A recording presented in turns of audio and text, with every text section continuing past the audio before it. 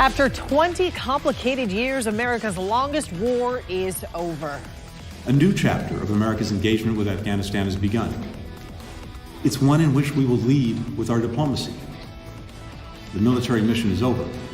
A new diplomatic mission has begun.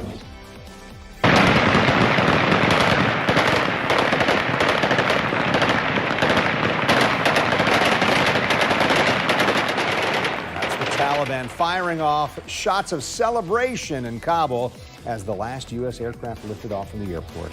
Every U.S. service member is now out of the country. There were no U.S. citizens on the last 5 flights out of Kabul and no evacuees left at the airport when the last 2 U.S. soldiers stepped off Afghan soil and onto that final U.S. aircraft leaving the country. Right now, you're looking at a picture of the last person who boarded the last flight. This is Major General Chris Donahue. He commands the 82nd Airborne.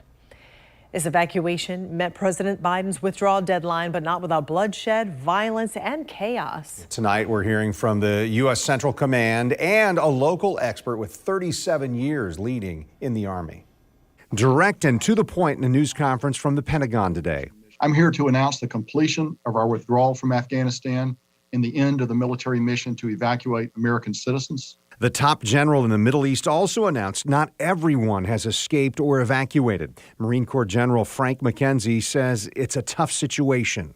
But I want to emphasize again that simply because we have left, that doesn't mean the opportunities for both Americans that are in Afghanistan that want to leave and Afghans who want to leave, they will not be denied that opportunity. I think our Department of State is going to work that very hard in the days and weeks ahead. Lieutenant General Joe DeSalvo made Jacksonville his home in retirement from the military, and he described the announcement in bittersweet terms. With all that, 125,000, it's an incredible accomplishment that's going to be recognized again once the dust settles and we look past the strategic failure, which this was. But the operational side is evacuation. Incredible accomplishment by all those involved. As evacuations were underway at the Kabul airport, a suicide bombing Thursday killed 13 U.S. service members. Beyond the strategic failure, General DeSalvo calls all evacuations messy, especially under conditions like the military saw in Kabul after the Taliban took over.